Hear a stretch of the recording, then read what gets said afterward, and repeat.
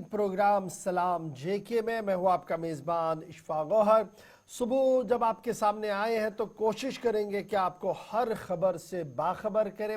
हफ्ते का पहला दिन है आज और हफ्ते के पहले दिन के साथ साथ दिसंबर की 30 तारीख है, यानी काउंटडाउन अब शुरू हो गया है और आहिस्ता आहिस्ता और रफ्ता रफ्ता करके हम नए साल की ओर जा रहे हैं। साल जब अपने इख्तिताम पर है तो सलामती सूरत हाल पर भी हम बात रखेंगे आपके सामने। फिर हम लगातार ये बता रहे हैं कि जम्मू कश्मीर के अंदर अवामी हुकूमत तो है लेकिन ड्यूअल पावर कंट्रोल है। अगरचे वज़ीर आला कई बार ये कह चुके थे ऐसा कुछ नहीं है, लेकिन क्यों इस पर मजीद गुफ्तगू हो रही है और ये माना जा रहा है कि आने वाले आसार जो आसार होते हैं वो आने वाले दिनों की अक्कासी होती है।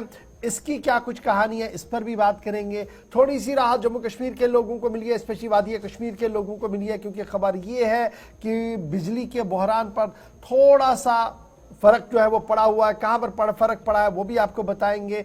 फिर आपको पंजाब भी लिए चलेंगे जहां बंद है, लेकिन पंजाब के बंद का असर आपको एंटायर जम्मू कश्मीर तक दिखेगा। सूरत हाल किस तरीके की है वो भी आपको बताएंगे। और सबसे बड़ी खबर कि मौसम अगर वादी कश्मीर के अंदर बदला तो ज़रूर है, बर्फबारी तो ज़रूर हुई है, लेकिन उसके फ़ौरन बाद जम्मू और श्रीनगर की सिचुएशन क्या कुछ है इस पर भी बात रखेंगे। आप फटाफट से हमारे साथ ज्वाइन करेंगे हमारी राब्ता site Facebook, YouTube, Twitter, Instagram और हमारी ऑप्शनल वेबसाइट्स पर, जहां पर खबर, तज्जिया और तबसरा हम आपके साथ रखते हैं। बराह रास्त नशरियात भी चलती है और यहाँ पर आप हमारे साथ मेल के जरिए से इनबॉक्स पर हमारे साथ राब्ता करके बात भी करेंगे। आखिरी 10 मिनट जब प्रोग्राम के होंगे तो आपसे गुफ्तगू भी होगी, मेहमान के पास भी चलेंगे। तो ये तय फॉर्मेट है, ये शेड्यूल है हमारे प्रोग्राम का जो मैंने आज हफ्ते के पहले दिन आपके सामने रख दिया है। लेकिन फटाफट से प्रोग्राम का आगाज करते हैं और सबसे पहले आपको हिस्ट्री ऑफ द डे बताते हैं। साल अपने इख्तिताम की ओर 30 दिसंबर आज है और दिसंबर की 30 तारीख को माजी में क्या कुछ हुआ, चंद अहम वाक़ात आपके सामने रखेंगे आसिफ रशीद। खुश आमदीद, गुड मॉर्निंग, इस्तकबाल, आप सबका बहुत बहुत शुक्रिया और बहुत बहुत स्वागत। दिसंबर की 30 तारीख साल 2024, आखिरी लम्हात हैं, लेकिन आखिरी लम्हात के बीच या आखिरी पलों में 24 घंटे पहले आप 30 तारीख या आप इसके बाद 24 घंटे बाद जब आप देखेंगे तो बाकायदा आप 2025 में चले जाएंगे। लेकिन अंग्रेजी कैलेंडर के मुताबिक जब एक एक दिन को, एक एक घंटे को हम उठाकर देखते हैं तो पता चलता है कि कई ऐसे लम्हात हैं, उतार चढ़ाव, कुछ बड़े इंसिडेंट, बड़े वाक़यात यूरोप, अमेरिका, सेंट्रल एशिया के अंदर, साउथ एशिया के अंदर और दीगर कई हिस्सों के अंदर भी, जो हिस्ट्री ऑफ द डे में खुद ब खुद मजबूरन हमें कम पॉइंट्स, कम वक्त के अंदर ज्यादा मालूमात, ये कोशिश हमारी रहती है। वैसे तो एक तवील फहरिस्त होती है, लेकिन कम पॉइंट्स हों उनमें से और सही हूं वो आपके सामने हिस्ट्री ऑफ द डे में रखें। तो इब्तिदा इस प्रोग्राम की हिस्ट्री ऑफ द डे के साथ सबसे पहले अहम तरीन पॉइंट्स या वाक़यात आज के दिन के हवाले से। 1703 में जापान के दारुल हुकूमत टोक्यो में तबाहकुन ज़ल्ज़ला आया, 37,000 लोगों की जान आज के दिन चली गई। 1919 में लंदन में वकालत के लिए पहली तलबा का दाखिला हुआ और हॉलन माउंटेन इस खातून का नाम था। पहली बार लॉ के लिए अगर किसी को दाखिला मिला तो 1919 में आज ही के दिन मिला था। इसके 3 बरस बाद 1922 में सोवियत यूनियन या यूएसएसआर का क़याम अमल में आया और उसके बाद वक्त गुजरने के साथ साथ रूस ने इसको लीड किया, लेकिन बाद में कई ममालिक जिन्होंने चीजें खत्म होती भी देखी। हिस्ट्री ऑफ द डे में इंपॉर्टेंट पॉइंट आज ही के दिन 1938 में वीके ज़ोरेंकिन ने इलेक्ट्रॉनिक टेलीविजन सिस्टम को पेटेंट कराया। कोई इसको फर्जी बनाकर लोगों तक प्रोडक्ट की सूरत में न पहुंचाए, इससे बचने के लिए 1938 में अहम पेशरफ्त हुई। 1975 में हिंदी शायर और गजल गो दुष्यंत कुमार का इंतकाल। दुष्यंत कुमार आज ही के दिन चल बसे, आज उनकी बरसी भी है और अदबी हलकों में सबसे ज्यादा दुष्यंत कुमार को याद किया जाता है। 2002 में ऑस्ट्रेलिया ने इंग्लैंड से चौथा एशिज टेस्ट मैच जीत लिया और इस तरीके से ये सीरीज अपने नाम ऑस्ट्रेलिया ने की। 4 बरस बाद 2006 में इराक के साबिक मुबैना आमिर सद्दाम हुसैन को फांसी दे दी गई आज के दिन, और आज बहुत सारे लोग उनको याद करके उनकी जो सियासी और समाजी खिदमात हैं उनको खराज अकीदत भी पेश करते हैं। 2006 में आज के दिन एक ऐसा फैसला जिसने पूरी दुनिया को हिलाया था और फांसी साबिक सदर इराक सद्दाम हुसैन को दी गई। 2007 में मरहूम बेनज़ीर भुट्टो के बेटे बिलावल भुट्टो को पाकिस्तान पीपल्स पार्टी का सदर आज के दिन मुंतखब किया गया। 27 दिसंबर को हमने आपको बताया था कि उनकी वालिदा का इंतकाल हुआ था, कत्ल किया गया था तालिबान की जानिब से और उसके बाद कुछ दिनों के बाद उनके बेटे को जिम्मेदारी दे दी गई थी। 2012 में पाकिस्तान के बलूचिस्तान में खुदकुश हमला हुआ, 19 लोग आज के दिन मारे गए। 30 दिसंबर 2018 को भारत के मशहूर फिल्मसाज और हिदायतकार मृणाल सेन का भी इंतकाल आज के दिन हुआ है, तो आज उनकी भी बेहतरीन जो खिदमात रही उनको याद किया जाएगा। 1873 में न्यूयॉर्क अमेरिका के अंदर पैमाइश और वजन के लिए मेट्रोलॉजिकल सोसाइटी की तश्कील आज के दिन अमल में आई। और 1865 में मशहूर अंग्रेजी नॉवल निगार, शायर और सहाफी रुडयार्ड किपलिंग की बॉम्बे या मौजूदा वक्त में मुंबई, महाराष्ट्र के अंदर पैदाइश हुई।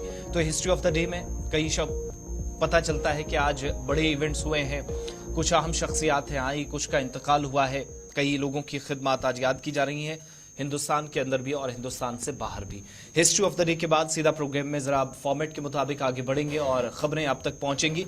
और सबसे पहले जरा आज आपके सामने मौसम का अपडेट, मुख्तलिफ इलाकों के अंदर सर्द मौसम और कई एक हिस्सों में सुबह सुबह की जो सूरत हाल है वो जरा मुख्तलिफ गुज़श्ता दिनों के मुकाबले नजर आई, तस्वीरें भी और अहम तरीन अपडेट भी। शुरुआत पहली खबर जम्मू कश्मीर और शुमाली भारत के अंदर मौसम के साथ। जम्मू कश्मीर में शदीद ठंड की लहर के बीच आज मुख्तलिफ इलाकों के अंदर धुंध का शदीद असर जो है वो सुबह सुबह देखने को मिला है। नॉर्थ कश्मीर या नॉर्थ इंडिया को जब आप देखेंगे तो पंजाब, दिल्ली तक सूरत हाल इसी तरीके की बनी है। दिल्ली के अंदर अगरचे येलो अलर्ट जारी कर दिया गया है, तमाम जम्मू के अंदर सुबह धुंध की वजह से मामूलाती जिंदगी बुरी तरह से मुतासर हुई है, जिसकी वजह से श्रीनगर जम्मू हवाई अड्डे पर आने वाली सुबह की परवाजें भी ताखीर के साथ चल रही है। ताब श्रीनगर जम्मू कौमी शाहराह पर भी मुतअद्दिद मकामात पर धुंध की खबरें आ रही है। जम्मू से बाज़ाब्ता तौर पर पठानकोट और पठानकोट से मुल्क के दीगर रास्तों पर चलने वाले ट्रैफिक पर भी बुरा असर पड़ रहा है और नई दिल्ली से जम्मू आने वाली मुख्तलिफ ट्रेनें भी आहिस्ता आहिस्ता करके जम्मू कश्मीर की सरहदों की ओर रुख कर रही हैं, क्योंकि धुंध और शदीद धुंध की वजह से जो विजिबिलिटी है वो सिर्फ 1 या 1.5 किलोमीटर से भी 1 या 1.5 मीटर से भी कम जो है वो नज़र आ रही है, जिसकी वजह से सुबह ट्रैफिक अमला और पुलिस की तरफ से भी कई मकामात पर एडवाइजरी जारी। अब ये सुबह 6-7 बजे का 6-5-6 बजे का वक्त नहीं है, बल्कि ये सुबह 8 से 8:15 के दरमियान या 8 बजे के आसपास की तस्वीरें हैं, 7 बजे की तस्वीरें, मिक्स तस्वीरें आपके सामने। और ये 7:30 का हाल जम्मू शहर का था। बिल्कुल 7:30, 8 और 8:15 तक की तस्वीरें आपके सामने हैं, जहां पर आप देख सकते हैं कि सुबह किस तरीके से धुंध है और धुंध की वजह से विजिबिलिटी 0 के आसपास थी, जिसकी वजह से सुबह आने वाली परवाजों में भी ताखीर हो रही है। ताम एयर और रोड ट्रैफिक बुरी तरह से मुतासिर इस वक्त जम्मू के अंदर है। सूबा कश्मीर के अंदर अगरचे धुंध का इतना ज्यादा असर नहीं है, ताहम ठंड जो है वो जबरदस्त देखने को मिल रही है। सूबा कश्मीर के गुलमर्ग, पहलगाम और दीगर मकामात पर भी आज दर्जा हरारत जो है वो मनफी देखने को मिला है। ताम श्रीनगर जम्मू कौमी शाहराह पर दरमियान जो धुंध और कोहरे के बावजूद भी ट्रैफिक की नकल अमल जो है वह आहिस्ता आहिस्ता करके जारी है। इस बीच रियासती महकमे मौसमियात की पेशन गोई के मुताबिक 30 और 31 की दरमियान शदीद सर्दी रहेगी, यानी आज और कल शदीद सर्दी रहेगी। असर सुबह सुबह ही दिख रहा है और इस बीच बालाई और मैदानी इलाकों में एक बार फिर हल्की से दरमियाना दर्जे की बर्फ का इम्कान लगाया जा रहा है। अब ये तस्वीरें बानिहाल के आसपास की है, जहां पर आप मतला बिल्कुल साफ दिखेंगे, लेकिन बादल भी साफ आ रहे हैं और शदीद ठंड जो है, यानी ठंड का असर सुबह सुबह कासा यहां पर देखने को मिल रहा है। इस बीच 31 के बाद 1 जनवरी को एक बार फिर सूबा कश्मीर के मुतअद्दिद मकामात पर बर्फबारी होने का इम्कान बताया गया है। गुलमर्ग, पहलगाम और दीगर मकामात पर रात का दर्जा हरारत फिर से मनफी चला गया था, ताहम मगरिबी हवाओं का असर बैक टू बैक देखने को मिलेगा। आज से यह शुरू होगा, कल भी रह सकता है और नए साल की आमद के साथ ही एक बार फिर सफेद बर्फ जो है, ये सफेद चादर जो है बर्फ की, ये एक बार फिर पहाड़ों पर देखने को मिल सकती है, मैदानों की ओर देखने को मिल सकती है और इंतजामिया भी इन तमाम हालात से निपटने के लिए मुकम्मल तौर पर तैयार हो गई है। आपको याद होगा कि रियासत के वजीर आला उमर अब्दुल्ला श्रीनगर के अंदर मौजूद है और बैक टू बैक कई मीटिंग्स का वो जायजा भी ले रहे हैं। पावर रिस्ट्रिक्शन से लेकर पानी और दीगर सूरत हाल का जायजा लिया गया।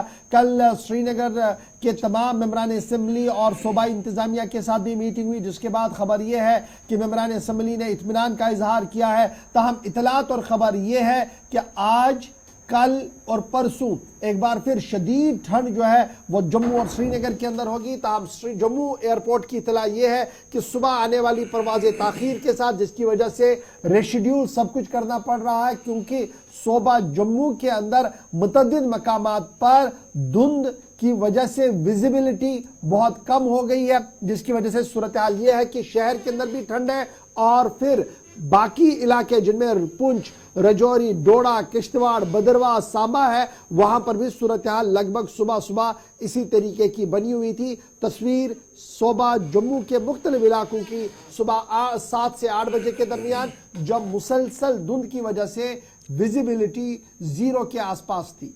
सीधा अपने नुमाइंदों के पास भी चलेंगे और ये तस्वीरें सुबह की हैं। अगर आप सुबह जम्मू में हैं या यहां से सफर करना चाह रहे हैं, अगर किसी तरह का प्लान है तो जरा ताखीर से काम करना पड़ेगा। सरगर्मियां बुरी तरह मुतासिर हुई हैं। नेशनल हाईवे के ऊपर ट्रैफिक बिल्कुल स्लो है, किसी भी तरीके से नुकसान ना हो इस चीज का ख्याल रखा जाना चाहिए और यही वजह है। इस तरह की सूरत हाल अपर रीचेज में नहीं है, लेकिन वहां बर्फ है तो इसलिए मुगल रोड पर फिलहाल बर्फबारी की वजह से गाड़ियों को चलने की इजाजत नहीं है। सेंथन टॉप रोड बंद है। श्रीनगर लेह रोड के ऊपर भी बहाली का अमल तेजी के साथ जारी है और जो दरमानदा मुसाफिर है उनको तरजीह बुनियादों पर निकालने की भी कोशिश है। लेकिन अच्छी बात कि नेशनल हाईवे से जो अपडेट आ रहा है कि इस वक्त ट्रैफिक चल रहा है। आरिफ वहीद के पास मजीद अपडेट्स के लिए चलते हैं। जी आरिफ। अगर इस वक्त की बात छोटी गाड़ियों की आवाजाही इस समय देखी जा रही है। हालांकि अगर ठंड की बात करें तो आज जिस तरह से लोग बता रहे हैं कि पिछले 15-20 साल में जो है इस तरह की शदीद लहर देखने को मिलती थी। अगर हम बानियाल, काजीगुंड, नवयुगा इस सेक्टर की बात करें तो इस समय काफी ज्यादा तेज हवाएं चल रही है और मैं यहाँ पे देख रहा हूँ कि बिल्कुल भी ना के बराबर लोग जो है वो घरों से बाहर है। लेकिन एक अच्छी बात यह है कि यहाँ पर ड्राइवरों को कहा गया है कि नवयुगा, काजीगुंड टनल, बानियाल सेक्टर में जहाँ पर फ्लाईओवर है, चूंकि रात भर जो थोड़ी सी धूप रही और जो बर्फ थोड़ी सी पिघल गई, उसके चलते जो है मॉर्निंग में बहुत ज्यादा जो है फ्रीजिंग वाला एटमॉस्फेयर भी है। लेकिन ट्रैफिक अथॉरिटी जो है ट्रैफिक को रेगुलेट करने की हर मुमकिन कोशिश कर रही है। जम्मू से वादी की ओर जो है गाड़ियों की मतलब गाड़ियां जो है बिल्कुल रवा दवा है। अलबत्ता वादी कश्मीर से जो है सुस्त रफ्तारी से ही सही तो, लेकिन जम्मू की ओर भी जो है गाड़ियों की नकल अमल जो है वो इस वक्त देखी जा रही है। लेकिन चिलाई कलान जो है बिल्कुल पूरे शबाब पर है और ठंड का माहौल जो है वो काफी ज्यादा है, जिससे कि लोग इस वक्त भी जो है घरों के अंदर ही रहना पसंद कर रहे हैं। अच्छा, आज अगर नेशनल हाईवे पे कोई सफर करना चाह रहा तो ये भी बताइएगा कि दोनों तरफ से जाने की, मुखालिफ सिम्त से गाड़ियों को चलने की इजाजत है और क्या ये फ्रेश गाड़ियां निकल रही हैं या अगर कहीं कोई स्ट्रैंडेड व्हीकल्स थे, मूवमेंट स्लो थी तो उनको प्रायोरिटी पे छोड़ा जा रहा है? देखिए आसिफ, जिस तरह से जब बर्फबारी हुई तो उसमें जो स्टैंडर्ड व्हीकल थी, जिस तरह से कल भी जो है अथॉरिटी ने कोशिश की कि सभी गाड़ियों को जो है अपने डेस्टिनेशन तक पहुंचने की जो है वो कोशिश में थे। लेकिन इस वक्त की बात करें तो इस समय जम्मू श्रीनगर राष्ट्रीय राजमार्ग पे अगर ट्रैफिक अथॉरिटी की बात करें तो ट्रैफिक जो है वो बिना किसी खलल के जारी है। अलबत्ता जो फ्रीजिंग वाले एरियाज है उनमें डायरेक्शन दे दी गई है कि एहतियात से गाड़ी चलाए और फिलहाल जो छोटी गाड़ियां हैं उनकी आवाजाही जो है हालांकि उस रफ्तार से नहीं है, लेकिन कौमी शाहरा पे जो है सुबह सुबह गाड़ियों की मूवमेंट जो है जम्मू से भी और काजीगुंड सेक्टर से टुवर्ड जम्मू की तरफ जो है वो ठीक है। आरिफ, आप हमारे साथ रहिएगा। सईद इरफान फाजिल भी श्रीनगर से हमें ज्वाइन किए हैं। इरफान, तकरीबन 36 से 48 घंटों में हमने सरगर्मियां बुरी तरह शहर के अंदर बाकी हिस्सों की तरह मुतासिर होती देखी। अब की सूरत हाल क्या है? सुबह सुबह परवाजें, फ्लाइट्स विद इन सिटी या इंटर लिंक्ड रूट्स पर सरगर्मियां या ट्रैफिक का आना और जाना, क्या सिलसिला इस वक्त शहर के अंदर है? देखिए आसिफ, चिलाई कलान जो है वो पूरे अपने शबाब पर है और देखा जाए तो चिलाई कलान के साथ साथ बर्फबारी भी हुई और बर्फबारी के साथ साथ हमने देखा कि खास तौर पर जिस तरीके से माइनस टेम्परेचर है वो भी हमने देखने को मिला। मगर अब थोड़ा सा मौसम के साथ साथ मेट्रोलॉजिकल डिपार्टमेंट की तरफ से एक नई प्रेडिक्शन ये है कि 1 और 2 तारीख को लेकर और feeble disturbances, western disturbances impact करेगी जम्मू कश्मीर की लेह लद्दाख की पहाड़ियां, पीर पंजाल या हिमालयन रेंज को लेकर, जिसमें कह सकते हैं कि बर्फबारी फिर से देखने को मिल सकती है।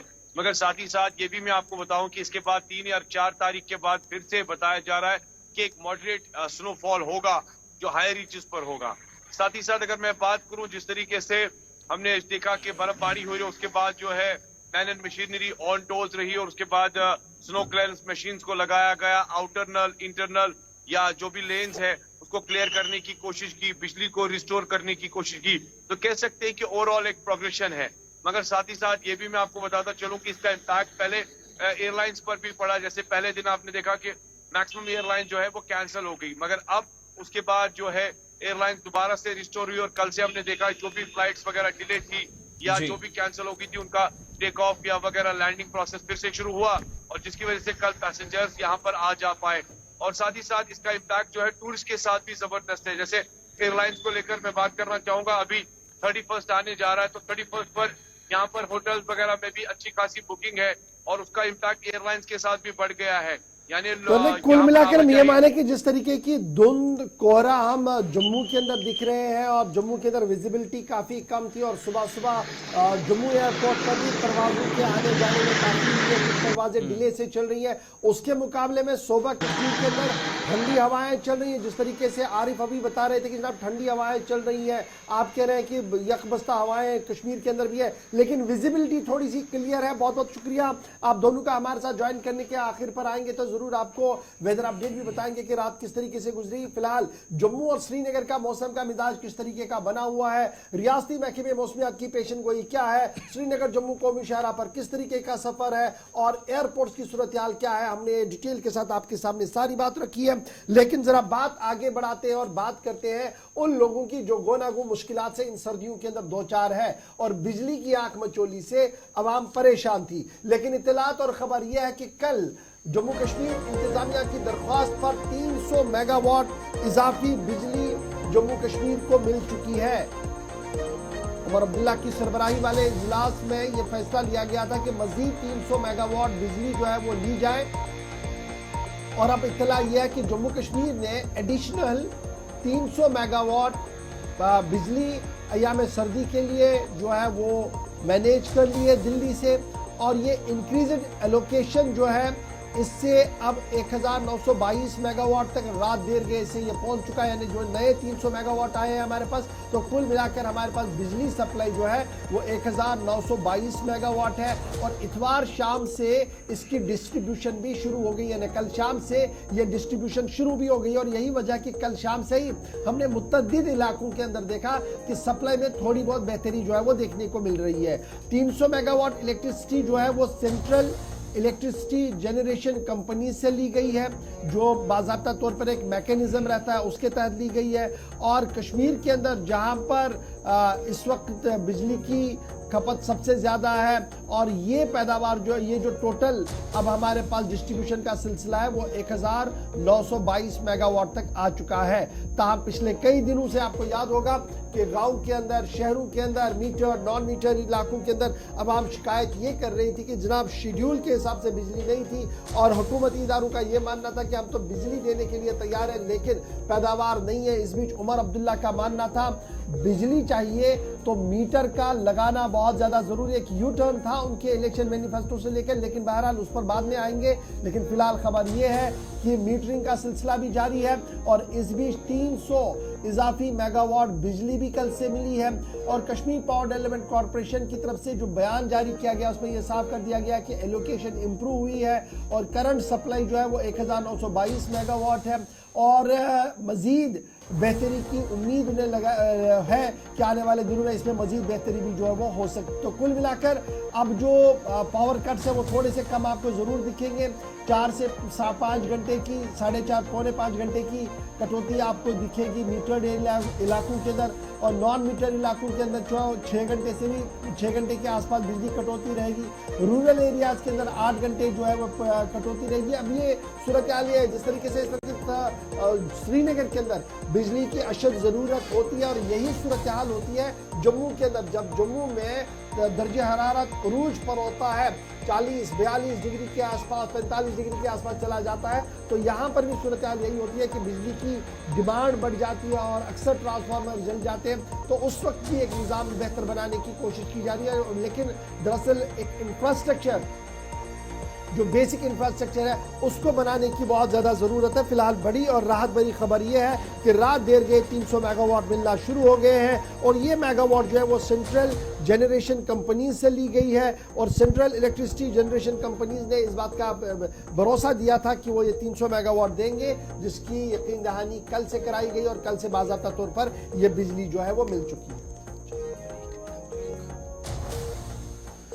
चलिए जनाब, यहां पर एक छोटे से वक्फे के लिए रुक रहे हैं। वक्फे के उस पार आएंगे तो जरा बताएंगे एहतजाज भी है और ये एहतजाज का असर आपको जम्मू कश्मीर के अंदर भी दिखेगा, इसका असर दिखेगा। फिर आपको बताएंगे कि श्रीनगर के अंदर आज अहम तरीन इजलास होने जा रहा है, दिल्ली से मेहमान आ रहा है, इजलास हो रहा है, तो क्या 2 पावर सेंटर्स की कहानी फिर से दोहराई जा रही है, इस पर भी बात करेंगे। आपको कटरा भी लिए चलेंगे जहां पर एहतजाजों का न थमने वाला सिलसिला जारी है। नायब वजीर आला ने भी मुआयना किया, बात की, लेकिन बात बनते हुए नजर नहीं आ रही है। छोटे से ब्रेक के बाद हाजिर होते हैं।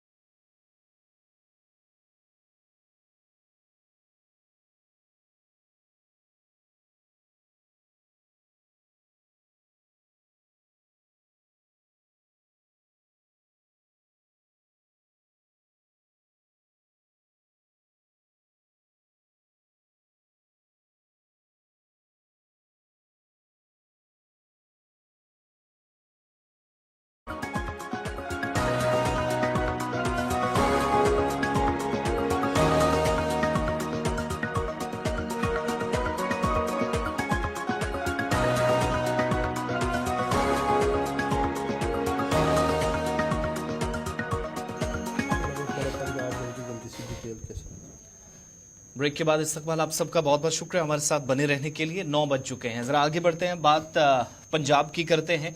लेकिन जम्मू कश्मीर के अंदर भी सरगर्मियां आज मुतासर या प्रभावित होने वाली हैं। आप सब जानते हैं कि किसानों का प्रोटेस्ट चल रहा है। इस प्रोटेस्ट के बीच दिल्ली जाने की कोशिशें कामयाब नहीं हो सकी, लेकिन आज पंजाब के अंदर मुकम्मल तौर पर बंद का ऐलान किया गया और कल ही इस सिलसिले में प्रेस कॉन्फ्रेंस भी की गई। और पंजाब और हरियाणा के अंदर किसान आंदोलन का या इस तहरीक का सबसे ज्यादा असर देखने को मिल रहा है। इस बीच कई संगठन आगे आए हैं जिनने किसानों के आज पंजाब बंद की कॉल को हिमायत कर दी है, साथ देने का ऐलान किया है। और पंजाब बंद के दौरान मुख्तलिफ हिस्सों के अंदर आज सरगर्मियां बुरी तरह मुतासिर होने वाली हैं, क्योंकि आप सब जानते हैं मुल्क के दीगर हिस्सों के साथ जम्मू कश्मीर का भी राब्ता ट्रेन के जरिए है। तो 150 से ज्यादा ट्रेनें जो आज रद्द कर दी गई हैं, जिसमें 107, 108 के आसपास ऐसी बनती है जिनका बराह रास्त या डायरेक्टली जम्मू कश्मीर के साथ लेना देना है। किसान कांग्रेस की जानिब से भी किसान जो आज बंद का ऐलान किया गया है उसको सपोर्ट कर दिया गया है, और सुबह 7 बजे से शाम 4 बजे तक मुकम्मल बंद के बीच स्कूल और कॉलेजेस भी बंद रखने की अनाउंसमेंट हुई थी।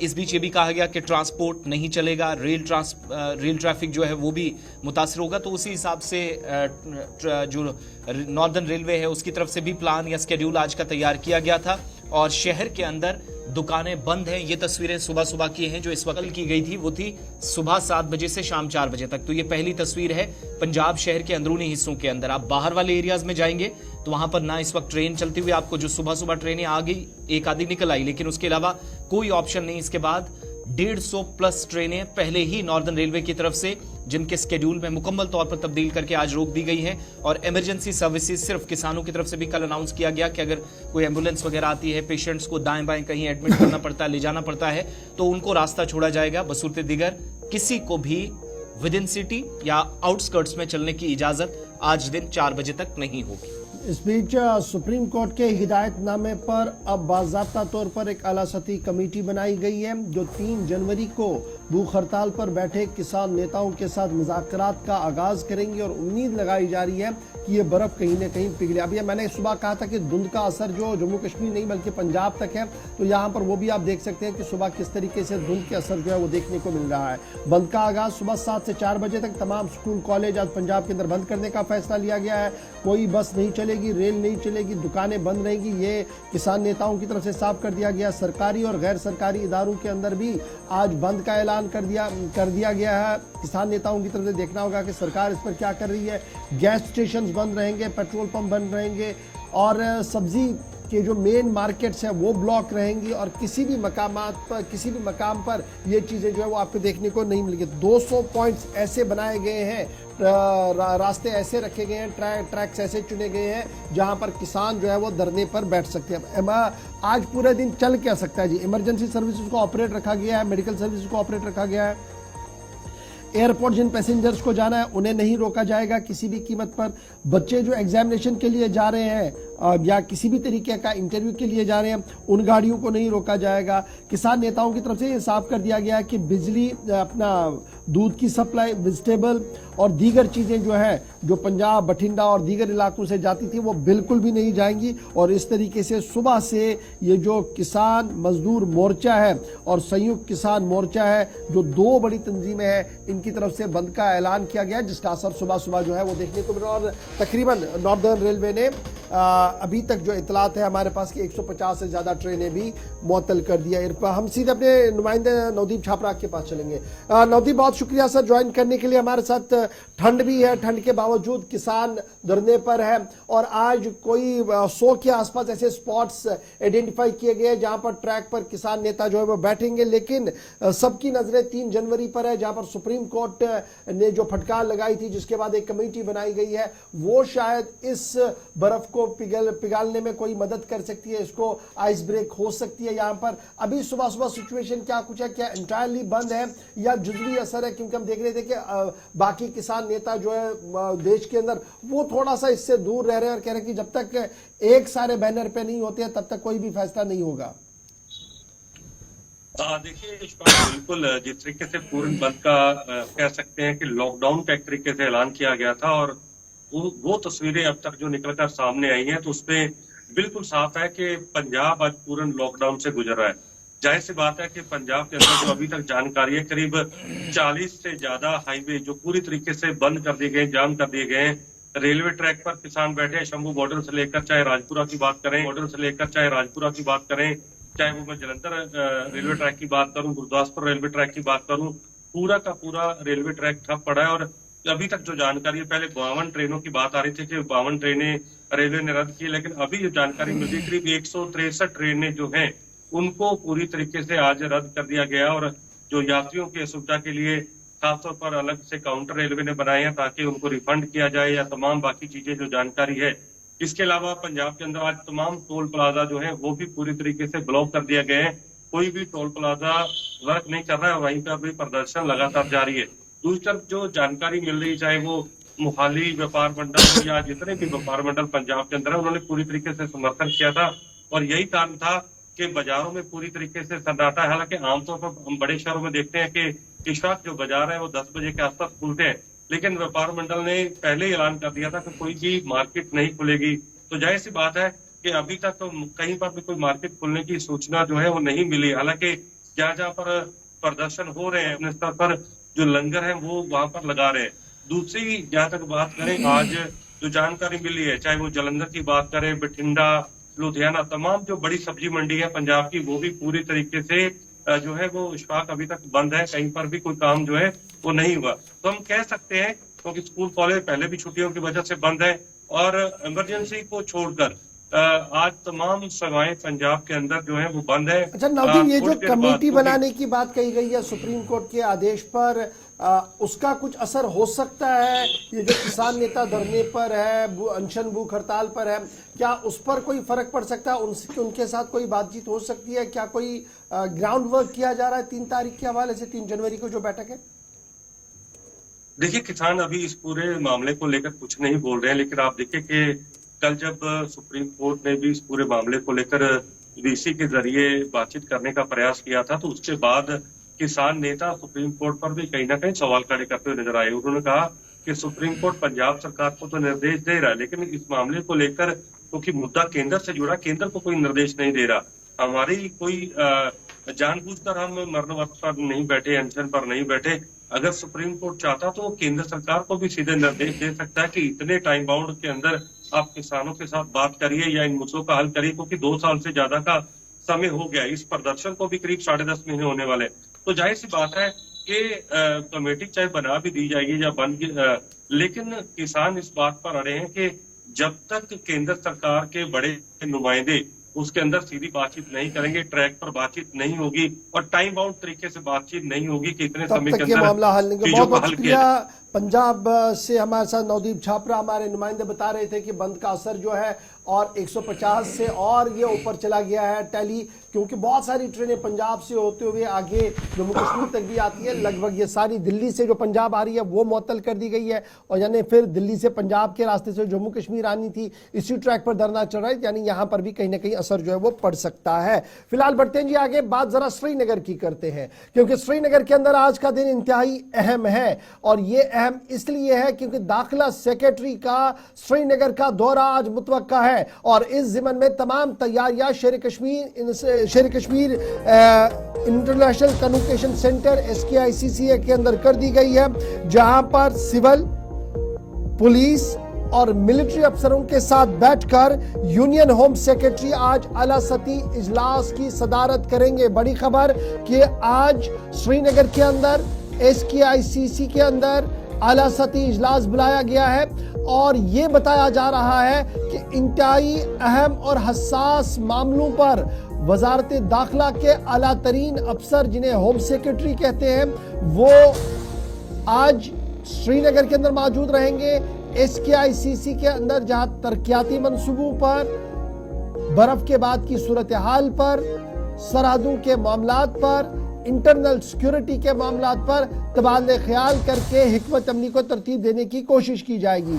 जम्मू कश्मीर यूनियन टेरिटरी के chief secretary Atal Dulloo, home secretary, director general police, उसके साथ साथ जनरल ऑफिसिंग कमांड GOC जो है 15 कोर के और सीनियर इंटेलिजेंस अफसरों के इस मीटिंग के अंदर शामिल होने की उम्मीद लगाई जा रही है।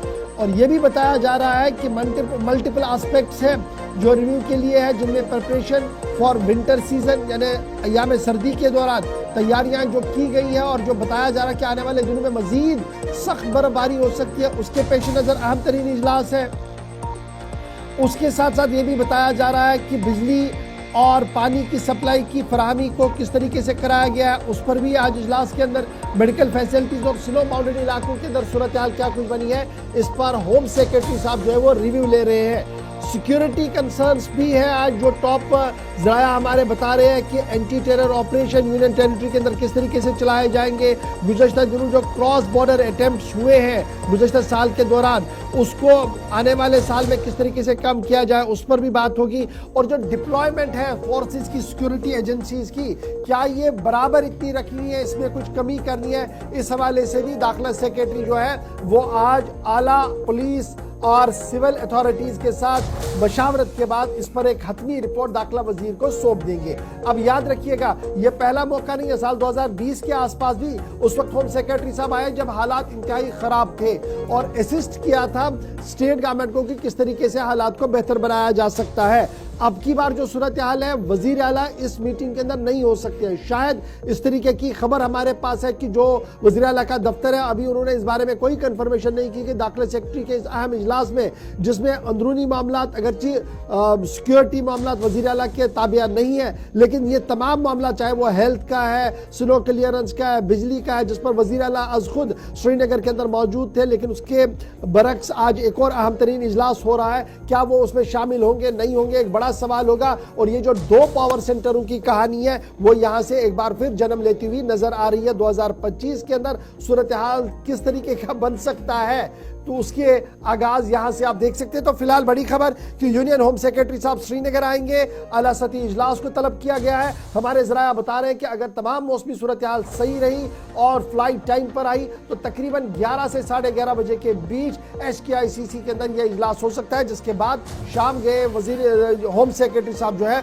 वो वापस भी रवाना होंगे। लेकिन ये बात काबिल जिक्र है कि वजीर आला के साथ उनकी मुलाकात होगी नहीं होगी, अभी तक इस बारे में न तो दाखिला वजारत की तरफ से कोई बात सामने रखी गई है और ना ही वजीर आला के सिविल सेक्रेटरीट की तरफ से कोई बात सामने रखी गई और ना ही हमारे जराया इस बात की तस्दीक करें। बिलाल जराया यही बता रहे हैं कि यूनियन होम सेक्रेटरी आज श्रीनगर आएंगे, जहां पर आला सती इजलास की तैयारियां लगभग मुकम्मल कर ली गई है। तो जम्मू कश्मीर के दोनों खित्तों के अंदर इस वक्त सियासत फिर से गरमाई है, क्योंकि साल 2025 का आगाज 24 घंटों के बाद होने वाला है। इन सब के दरमियान छुट्टियां या हॉलीडेज कैलेंडर साल 2025 के लिए जारी हो चुका है। किस दिन कितनी छुट्टियां होंगी, किस हिसाब से होंगी, साल में कितनी छुट्टियां रखी गई हैं, या पब्लिक हॉलीडेज भी आप कह सकते हैं। सरकारी कैलेंडर जो अंग्रेजी कैलेंडर के मुताबिक रखा जाता है वो अनाउंस हो चुका है। एक लंबी फहरिस्त जारी की गई है और एक साल के अंदर 28 से 29 छुट्टियां जैसे ही ये कैलेंडर जारी हुआ तो जम्मू कश्मीर के अंदर एक नई सियासी बहस ने जन्म लिया।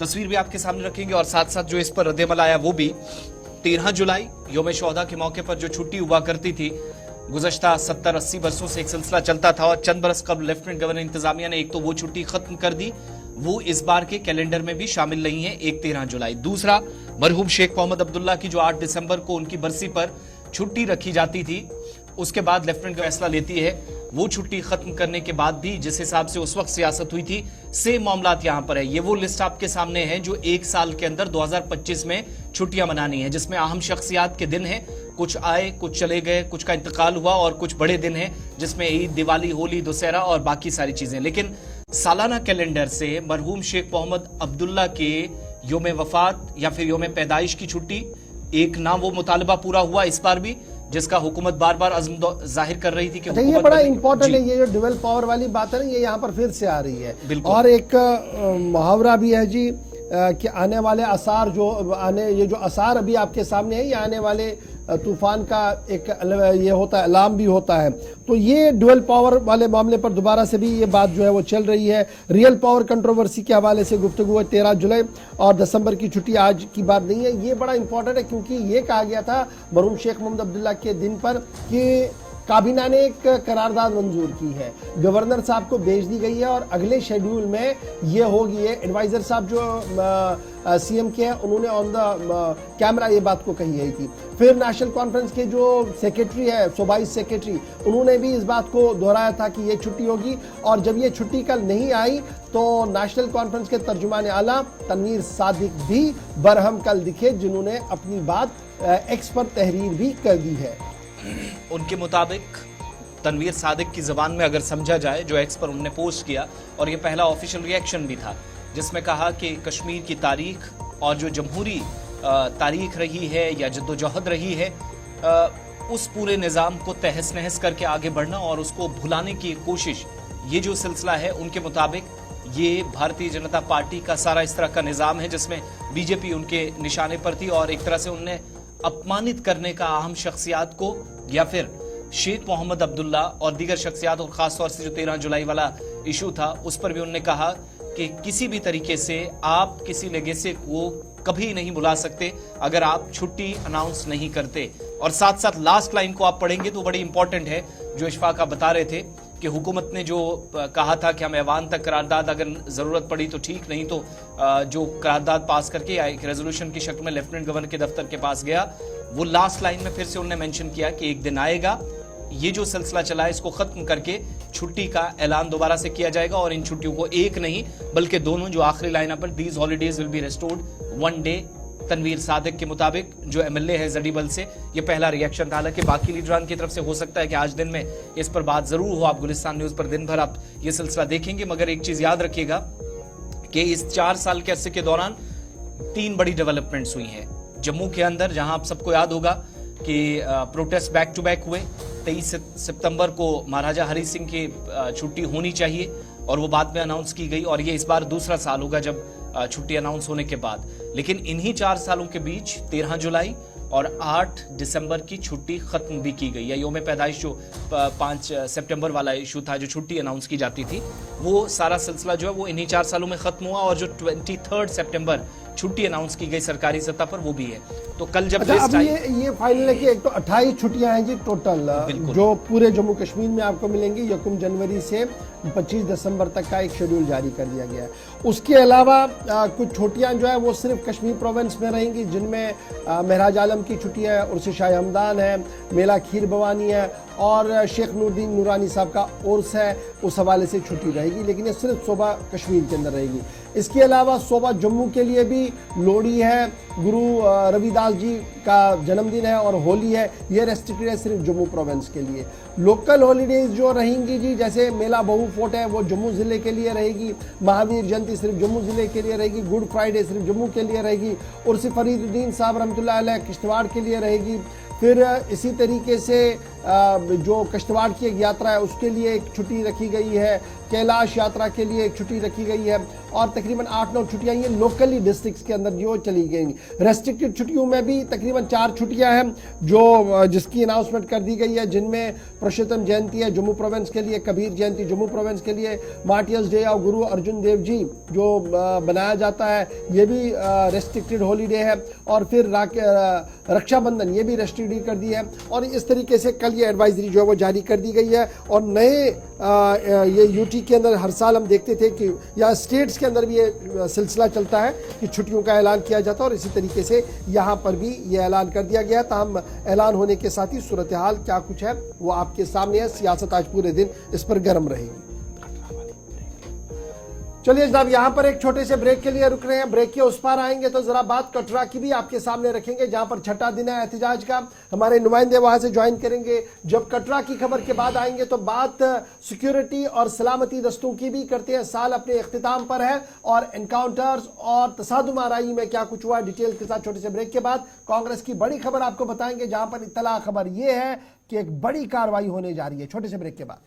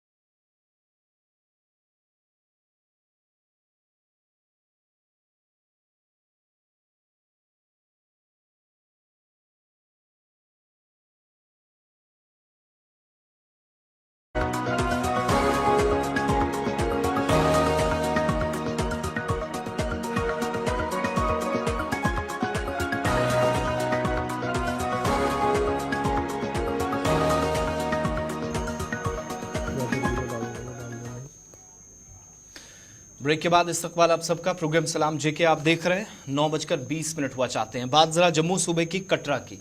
आज 5 दिन मुकम्मल हो गए, बल्कि आज 6वां दिन है, आखिरी दिन हड़ताल का। लेकिन यहां से आगे क्या होगा शायद अभी तक साफ नहीं हो पा रहा, क्योंकि किसी भी तरीके से कियोस और कंफ्यूजन को और प्रोटेस्टर्स को यकीन दिलाने में इंतजामिया मुकम्मल तौर पर कामयाब नहीं हुई है। कटरा के अंदर बंद का आज आखिरी दिन, लेकिन इससे आगे की स्ट्रेटजीज भी तैयार कर ली गई हैं। हड़ताल से बुरी तरह तमाम सरगर्मियां इस वक्त मुतासिर हुई हैं। यात्रा चल तो रही है, लेकिन यात्रियों को दिक्कतें हैं, परेशानियां हैं। जो डेली बेसिस पे सर्विसेज उनको फराहम की जाती हैं, चाहे वो श्राइन बोर्ड या फिर उन लोगों की तरफ से जो भवन से लेकर ये जो मंदिर तक जाते हैं, जो माता वैष्णो के दरबार तक पहुंचते हैं, उन लोगों के लिए किसी किस्म की सहूलियात नहीं है। एक वो दूसरी बड़ी परेशानी ये कि जिन लोगों को गिरफ्तार किया गया था, जो एहतजाज को लीड कर रहे थे, उनको अभी तक नहीं छोड़ा गया है। और इन सब के बीच में बीजेपी एमएलए की तरफ से भी जब नाराजगी मुसलसल बढ़ रही है, लोगों का गमो गुस्सा थम नहीं रहा है, मकामी जो एमएलए है उनकी तरफ से भी ये खबरदार किया गया है सरकार को कि अगर फौरी तौर पर बातचीत में या डायलॉग में इन लोगों को एंगेज नहीं किया गया तो वो भी एहतजाजी धरने पर बैठेंगे। नंबर 1। नंबर 2, किसी भी सूरत में लोगों को सफर अगर होने दिया गया तो फिर मुश्किलात और बढ़ेंगी। और इन सब के बीच में नेशनल कॉन्फ्रेंस की जानिब से भी भरपूर हिमायत तमाम लोगों को मिली। फॉर्मर मिनिस्टर पहुंचे, फॉर्मर एमएलए पहुंचे, डीडीसी मेंबर कल ही गए थे, डिप्टी कमिश्नर अभी तक सिर्फ यकीन दहानियों के पर ही चल रही है। लेकिन दूसरी तरफ डिप्टी चीफ मिनिस्टर भी जब यहां पहुंचे तो हद तनकीद सरकार बनी कि बड़े मंसूबे ठीक है, समझ में आता है कि तामीर तरक्की यकीनी है, लेकिन अगर खवातीन, बच्चे, बुजुर्ग सड़कों पर प्रोजेक्ट्स के बदले उतार दिया जाए तो फिर इस मामले की हसासियत को भी समझने की जरूरत है। इस बीच रोपवे प्रोजेक्ट के खिलाफ जब एहतजाज के बीच लोगों की तरफ से कुछ तासुरात, और खासतौर से वो लोग जो प्रोटेस्टर्स को लीड कर रहे हैं और सरकार से बिलखुसूस पुलिस हुकाम से मुतालबा है कि गिरफ्तार किए गए लोगों को छोड़ा जाए, एक उनकी बात इन शॉर्ट आपको सुनाएंगे। डिप्टी चीफ मिनिस्टर ने क्या कहा, फॉर्मर मिनिस्टर क्या कह रहे थे, और उसके बाद सीधा अपने नुमाइंदे के पास चलेंगे कि आखिरी दिन, लेकिन यहां से आगे रास्ता क्या। कोशिश कराते हैं, असें भी रोकने की कोशिश की, साढ़े कन्नै पवन खजूरिया और बाकी साड़ी पूरी टीम ही, साढ़े कोई 40-50 साथी जेडे टिकरी इसलिए भी खड़ोते हैं, उन्हें अगे नहीं आना देता। लेकिन वो रोकने कन्नै कोई फायदा नहीं होना। नहीं एक जन सैलाब है, ये पूरे जम्मू च शुरू होई दा काम। एक टिकरी रोकने कन्नै कोई फर्क नहीं पाना। नहीं टिकरी तुड़े लोकें रोक उड़ के या 10-15-20 आदमी सारे तो जेल च ला उड़ के हजारां दी लखां दी तादाद च लोग जेके सड़कें च आई जाने, थोड़ियां जेलां भरोई जानियां। लास्ट तो रह गए कुछ लोकें, तुसें लास्ट मनना पाउना। ये पूरे जम्मू कश्मीर का मसला बनी चुका। कटरा जेड़ा इथे खाली कटरा दे लोग नहीं हैं, पूरे जम्मू प्रोविंस दे लोग ने, और सारे दा जेका घरे दा रोजी रोटी है वो माता वैष्णो देवी दे चरने बदौलत चला दी। लेकिन अज जेड़ा अंग्रेज वाला कानून शुरू किया इन्हें, जेड़ा यूपी बिहार दे लोग आदे और असें गुलाम बनाना चाहते सारे जम्मू दे लोगों की, अस उन्हें की खुली चेतावनी देने कि अंग्रेजा ने रूल जड़े ना, जो एडमिनिस्ट्रेशन है यहाँ के लोकल एडमिनिस्ट्रेशन है, ये उनका सोचने का उनको सोचना चाहिए। मगर कटरा कस्बा के अंदर जिस तरीके की यात्रा अभी भी आ रही है, मैं समझता हूँ ये सारी भगवती कृपा, अपरंपार कृपा है कटरा कस्बा के लोगों के ऊपर। मगर श्राइन बोर्ड, यहाँ एक पीसफुल कस्बा है हमारा, श्राइन बोर्ड उस तरीके से रहने नहीं देना चाहता। श्राइन बोर्ड हर बार कभी सड़क बनाता है, कभी नौकरियां छीनता है, कभी गुंडोला लगाता है। पिछले जब से ये श्राइन बोर्ड बना है तब से उसने कोई ना कोई ऐसी बातें की हैं जिससे कि कटरा कस्बा जो है, वो डिस्टर्ब है। हमारा मानना है कि लोगों से बात होनी चाहिए, सारे स्टेक होल्डर से बात होनी चाहिए। कटरा के लोगों ने और इसके गिरदनवा के लोगों ने बेपनाह कुर्बानियाँ दे करके ये जो माता वैष्णो देवी का मुकाम मतलब डेवलप हुआ है बहुत ज़्यादा, इसमें इनकी कुर्बानियाँ भी शामिल है, इनकी ज़मीनें हैं, इनका जो है सारा कारोबार छोड़ करके वो इसी काम में लगे रहते हैं ताकि यात्राओं को कामयाब बनाया जाए। यहाँ पे यात्राओं के लिए फैसिलिटीज़ का कितना सिस्टम बना हुआ है। आप होटल्स की तादाद देख लें, आप ढाबाज की तादाद देख लें, आप पिट्ठूस की तादाद देख लें, आप घोड़े वालों की देख लें। अगर हम इसको अचानक से चेंज करके किसी नए सिस्टम पे, तो एक बड़ा रिएक्शन तो एविडेंटली होना है। ਇਹਨਾਂ ਅਥਰੂਆਂ ਦੀ ਕੀਮਤ ਕੀ ਹੈ ਇਹ ਨਹੀਂ ਜਾਣਦੇ। ਜੰਮੂ ਕਸ਼ਮੀਰ 'ਚ ਅਸੀਂ ਤਰੱਕੀ ਦੇ ਨਾਮ ਪਰ ਆਪਣੇ ਲੋਕਾਂ ਦਾ ਰੋਜ਼ਗਾਰ ਕਦੇ ਛਿਨਣ ਨਹੀਂ ਦਿਆਂਗੇ। ਇਹਨਾਂ 10 ਸਾਲਾਂ ਸੜਕਾਂ ਬਣੀਆਂ ਉਹਦਾ ਬੱਚਾ ਜਿਹਦੇ ਘਰ 'ਚ ਬੇਰੁਜ਼ਗਾਰ ਹੋਏਗਾ ਉਸ ਮਾਂ ਨੂੰ ਪੁੱਛਿਓ ਕਿ ਉਹਦੇ ਦਿਲ ਵਿੱਚ ਕੀ ਬੀਤ ਰਹੀ ਹੈ। ਇਹ ਮਰਦਾਂ ਵਾਸਤੇ ਪਾਰਟੀਆਂ ਮੇਰੀਆਂ ਭੈਣਾਂ ਮੇਰੀਆਂ ਮਾਵਾਂ ਵਾਸਤੇ ਪਾਰਟੀਆਂ ਨਹੀਂ ਹਨ। ਉਹਨਾਂ ਵਾਸਤੇ ਹੈ ਕਿ ਮੇਰੇ ਬੱਚੇ ਹੀ ਕੀ ਮਿਲ ਰਿਹਾ ਹੈ, ਮੇਰਾ ਬੱਚਾ क्या उसका रोजगार है।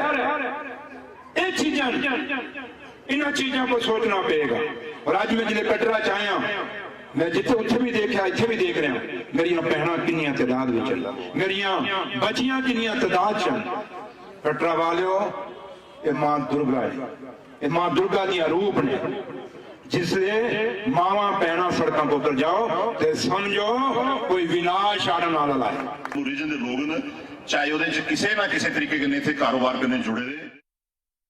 ये तो सियासी लीडरान जो वहां पर जा रहे हैं उनकी बात है, लेकिन बात ये भी हम आपको बताते चले कि होटलियर्स एसोसिएशन का भी एक बयान सामने आया है जिन्होंने 31 तारीख की बुकिंग्स के हवाले से अपनी बात रखी है। और president hotel and restaurant association ने एश्योर किया है कि 31 तारीख के बाद यानी 31 दिसंबर के बाद कोई भी नई बुकिंग नहीं की जाएगी। फिलहाल जो की गई थी उसे चलाया जाएगा, 31 के बाद कोई बुकिंग नहीं होगी। एक बड़ा मसला बन रहा है। और इस बीच इतलात और खबर ये है कि फिलहाल किसी भी तरीके से कोई ये जो डेडलॉक बना हुआ है, ये जो मुज़ाकरात नहीं हो पा रही हैं, डेडलॉक है Shri Mata Vaishno Devi shrine board, Reasi administration और संघर्ष समिति के बीच में, इसमें किसी भी तरीके से कोहली पेशरफ्त नहीं हो रही है। सोहान कोहली हमारे साथ है। सोहान, उम्मीद है कि आज इख्तिताम हो जाए। कल का दिन बड़ा इंपॉर्टेंट है जहां पर लाखों की तादाद में श्रद्धालु माता के दरबार में आते हैं। क्या आज शाम तक कोई पेशरफ्त हो सकती है? क्योंकि लीडर्स आ रहे हैं, जा रहे हैं, बातें हो रही हैं, लेकिन इस बीच सबसे बड़ा मुद्दा डिस्ट्रिक्ट एडमिनिस्ट्रेशन, सबसे बड़ा फैसला जो है वो श्राइन बोर्ड ने लेना है। क्या कोई बातचीत का दरवाजा खुल पाया है कहीं पर? जी बिल्कुल ठीक कहा आपने कि कल एक बहुत बड़ा दिन है, जहाँ खुशियों का दिन होता था वहाँ यहाँ पे प्रदर्शन चल रहे हैं। नया साल है, नए साल के ऊपर श्रद्धालु काफी ज्यादा जो कि माँ वैष्णो देवी के चरणों में यहाँ पे हाजिर लगाने के लिए पहुंच रहे हैं। मगर सबसे बड़ी बात है कि बड़े बड़े लीडर यहाँ पे आ रहे हैं और मसला यहाँ पे हल होता हुआ नहीं नजर आ रहा है। मगर आज जो कि 72 घंटे फिर से पूरे होने जा रहे हैं, क्योंकि पहले 72 घंटे की स्ट्राइक थी, आज फिर से एक बार 72 घंटे की स्ट्राइक वो भी आज पूरी होने जा रही है। आज शाम तक देखना है कि जो लोग जो हिरासत में है उनको छोड़ा जाता है या नहीं, और जो बच्चे हैं उनकी भी जो कंडीशन है वो भी क्रिटिकल होती जा रही है, दिन ब दिन बढ़ती जा रही है, और जो जल सैलाब है एकदम बढ़ता हुआ नजर आ रहा है। मगर आज शाम तक अगर कोई फैसला नहीं हुआ तो होटल एसोसिएशन की तरफ से भी एक कॉल आ गई थी, क्योंकि यात्रियों की सहूलत के लिए होटल जो है वो खोले थे, क्योंकि यात्रियों को दिक्कत का सामना न करना पड़े, क्योंकि होटल एक ऐसी इंडस्ट्री है, होटल इंडस्ट्री है, क्योंकि श्री माता वैष्णो देवी श्राइन बोर्ड की तरफ से ऐसी कोई सहूलत नहीं है कि जो यात्रियों को यहाँ पे रखा जाए। कटरा वासियों की तरफ से होटल खोले थे, मगर कल एक बड़ा बयान आता है कि 31 तक जो बुकिंग थी वो ली जाती थी, मगर 31 के बाद कोई बुकिंग नहीं ली जाएगी। होटल भी पूरी तरह से बंद रहेंगे। अच्छा, एक सॉन्ग जो हम सुन रहे हैं, चूंकि अब 140 से ज्यादा घंटे मुकम्मल हो जाएंगे शाम को इसको, लेकिन हमारी जो खबर है वो ये है कि डिस्ट्रिक्ट एडमिनिस्ट्रेशन लगातार राब्ता करना चाह रही है। संघर्ष समिति के लोग अपनी बात रख रहे हैं कि पहले लोगों को रिहा किया जाए, उसके बाद हम बातचीत के लिए आएंगे। क्या ये सही बात है? जी बिल्कुल, मैं आपको बता दूं कि संघर्ष समिति का एक उन्होंने फैसला किया कि हमारा जो गंडोला है वो गंडोले का काम बंद किया जाए। जो हमारे लोग हिरासत में लिए हैं उनको बाइज्जत यहाँ पे हमारे पास लाके छोड़ा जाए, ताकि हम जो नया साल है वो यात्रियों की सहूलत दे सके और नया साल खुशी खुशी से मना सके, क्योंकि नए साल के ऊपर काफी ज्यादा श्रद्धालु जो है। अच्छा, ये जो गंडोला वाली बात हो रही है जिस पर 250 करोड़ रुपया खर्च होना है, जिस पर श्राइन बोर्ड लगातार कह रहा है ये विकलांगों के लिए है, बुजुर्गों के लिए है, बच्चों के लिए है, इससे कोई फर्क नहीं पड़ेगा, क्या उस पर काम चल रहा है या वो रुका हुआ है? जी बिल्कुल, वहाँ पे जब डिप्टी सीएम जब यहाँ कटरा पहुंचे थे, सबसे पहले मायने जो है उन्होंने ताराकोट मार्ग पे जहाँ पे गंडोला लग रहा है वहाँ पे किया था।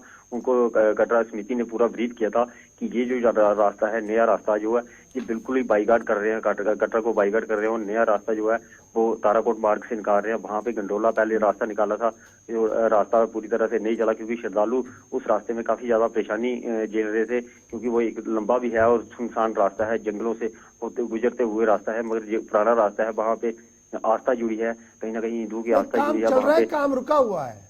जी बिल्कुल काम चल रहा है, यानी गंडोला का काम अभी भी चल अच्छा, रहा है। जब ये प्रोटेस्ट चल रहा है, कोई बातचीत करने की कोशिश प्रशासन की तरफ से, किसी तरीके से कोई आश्वासन देने की, कोई इनडायरेक्टली कांटेक्ट करने की कोशिश, या सिर्फ प्रोटेस्ट है, बंद है, यात्रा बीच में रुक रही है, प्रभावित हो रही है, चीजें काफी ज्यादा खराब होती जा रही हैं, देखा जा रहा है, सिर्फ अभी इंतजार हो रहा है?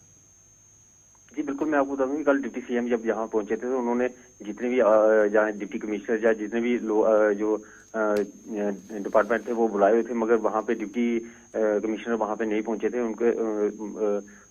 उनका साफ तौर पे मतलब कहीं ना कहीं ये लगता है कि जो डिस्ट्रिक्ट एडमिनिस्ट्रेशन है उसकी तरफ से साफ दिखता है कि जो माहौल खराब करने की पूरी जो प्रक्रिया है वो डिस्ट्रिक्ट एडमिनिस्ट्रेशन की तरफ से करवाई जा रही है। अगर ड्यूटी यहाँ पे जो डिस्ट्रिक्ट एडमिनिस्ट्रेशन अगर चाहती तो ये मसला एक दिन में ही हल हो सकता था। चलिए, बहुत शुक्रिया सोहन, आप नजर बनाए रखें। 140 घंटे से ज्यादा वक्फा हो जाएगा शाम तक, जब ये प्रोटेस्ट इख्तिताम पर होगा। देखना होगा कि क्या आगे बढ़ेगा या यहाँ पर रुकेगा। 18 नौजवान बंद है, जो संघर्ष समिति का मानना है। 250 करोड़ रुपए का रोपवे प्रोजेक्ट है, जिस पर श्राइन बोर्ड का ये मानना है कि ये माजूर, कमजोर, बुजुर्गों के लिए, बच्चों के लिए जो इतना तवील सफर नहीं कर रह सकते, उस भी संघर्ष समिति का मानना है कि ये सारा डाइवर्ट करने की कोशिश की जा रही है और जो हमारा रोजगार, जो मकामी रोजगार है यहाँ पर, इस पर शबखून मारने की कोशिश की जा रही है। डिप्टी सीएम का मानना है कि रिपोर्ट वजीर आला को सौंप दी जाएगी।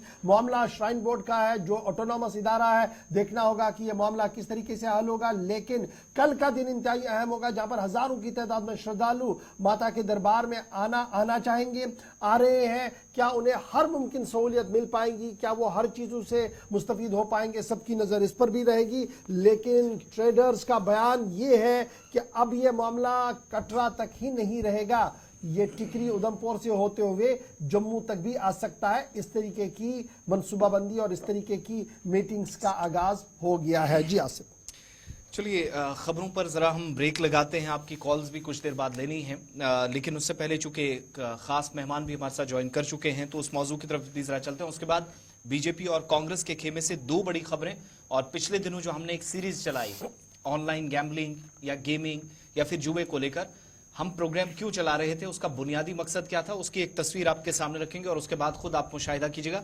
ज्यादा कुछ कहने की उसमें जरूरत नहीं है। अपने खास मेहमान के पास भी चलेंगे और बात जरा ये जो डिप्रेशन के ताल्लुक से हम इन दिनों गुफ्तो शनीद कर रहे हैं, जिसमें हमने 4 मुख्तलिफ सेगमेंट्स हैं वो हमने गुजार दिए हैं और 4 खास शख्सियात ने इस प्रोग्राम में अब तक हमारे साथ ज्वाइन होते रहे। लेकिन आज हमारे साथ डॉक्टर तजम्मुल हुसैन साहब हैं, एसोसिएट प्रोफेसर हैं और HOD हैं डिपार्टमेंट ऑफ साइकेट्री के GMC बारामूला से हमें ज्वाइन कर रहे हैं। बहुत बहुत शुक्रिया हमारे साथ प्रोग्राम में ज्वाइन करने के लिए। डॉक्टर तजम्मुल साहब, खुशामदीद आपको प्रोग्राम सलाम JK में कहेंगे। सबसे पहले जम्मू कश्मीर के अंदर जो इस वक्त सूरत हाल बनी है या बन रही है, इस सिचुएशन के बीच में ये जो डिप्रेशन को लेकर हम गुफ्तो शनीद करते हैं, या जो इसकी थ्योरी है जिसको हम लोगों को समझाने या बताने की कोशिश करते हैं, आसान लफ्जों में अगर इसको समझने की कोशिश करें, डिप्रेशन असल में है क्या और जहनी मर्ज वाकई में है जो मुख्तलिफ अमराज का बाद में जाकर एक सबब भी माना जाता रहा? जी आसिफ साहब, अस्सलाम वालेकुम और गुड मॉर्निंग। सबसे पहले तो शुक्रिया, आपने मुझे दावत दी अपने इस प्रोग्राम में, और आपकी भी मैं दाद देना चाहता हूं कि आप लोग जो मेंटल हेल्थ इश्यूज है उसके बारे में अवेयरनेस कर रहे हैं लोगों के बीच में। तो आपने जैसे कहा कि 4 प्रोग्राम्स ऑलरेडी आपने किए हैं डिप्रेशन पे, तो जैसे कि आपने पूछा कि क्या जहनी अमराज सच में अमराज हैं भी कि नहीं, तो ये भी एक बहुत बड़ा इश्यू होता है या मुद्दा होता है जो आवाम पूछती है। तो जिस तरह से कि बाकी फिजिकल इलनेसेस हैं, जिस तरह से बाकी अमराज हैं, जैसे हाइपरटेंशन है, डायबिटीज है, या कोई भी आप फिजिकल इलनेस ले लीजिए, इसी तरह से मेंटल इलनेसेस भी रियल इलनेसेस हैं। जिस तरह से अल्लाह ताला ने हमें जिस्म दिया है, इसी तरह से अल्लाह ताला ने हमें दिमाग भी दिया है, जिसमें कुछ अमराज हो सकते हैं जिनको हम मेंटल इलनेसेस कहते हैं। तो जहां तक कि डिप्रेशन की बात है, डिप्रेशन को हम एक मूड डिसऑर्डर बोलते हैं, जिसमें कि इंसान का जो मूड है उसमें चेंजेस आती हैं। तो इसको बड़ा इम्पोर्टेंट है इसको डिफरेंशिएट करना। जो डे टू डे लाइफ में सैडनेस है, नॉर्मल सैडनेस, और डिप्रेशन और सैडनेस में बहुत फर्क है। तो डिप्रेशन को हम बोलते हैं एक सिंड्रोम है जिसमें कि बहुत सारे साइंस एंड सिम्टम्स जो हैं वो मिलकर आते हैं, जैसे कि दिल परेशान रहना, जिन चीजों में पहले दिलचस्पी होती थी उसमें दिलचस्पी ना होना, नींद में चेंजेस आना, या तो ज्यादा नींद आती है या तो बिल्कुल ही नींद नहीं आती है। इंसान की भूख में बहुत सारी चेंजेस आती हैं, या तो ज्यादा भूख लगती है या तो भूख ही नहीं लगती है। या अगर डिप्रेशन ज्यादा हुआ, इसकी सिवियरिटी ज्यादा हुई, तो इंसान में एक नाउम्मीदी, मायूसी पाई जाती है, जो बढ़ते बढ़ते खुदकुशी के ख्याल या खुदकुशी का अटेम्प्ट तक भी पहुंच सकता है। तो ये बहुत इम्पोर्टेंट है लोगों को ये साइंस एंड सिम्टम्स आइडेंटिफाई करना। जैसे मैंने कहा कि सैडनेस से इसको जरूरी है डिफरेंशिएट करना। ये जो सिम्टम्स है ये परसिस्टेंट रहेंगे, ये 1 या 2 दिन नहीं रहेंगे, बल्कि 2 हफ्ते या 2 हफ्ते से ज्यादा रहेंगे, और इतने सीवियर होंगे कि जो वो इंसान है उसकी डे टू डे जो एक्टिविटीज है उस पर असर पड़ेगा।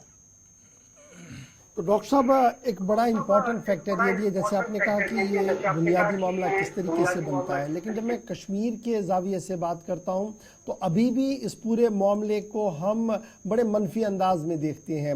और नौजवानों की बात करें या छोटे बच्चों की बात करें, जो आजकल अक्सर, कल भी डॉक्टर साहब बता रहे थे कि अच्छी खासी तादाद में बच्चे जो हैं, स्कूल गोइंग चिल्ड्रन जो हैं, वो भी इस डिप्रेशन का शिकार हुए हैं।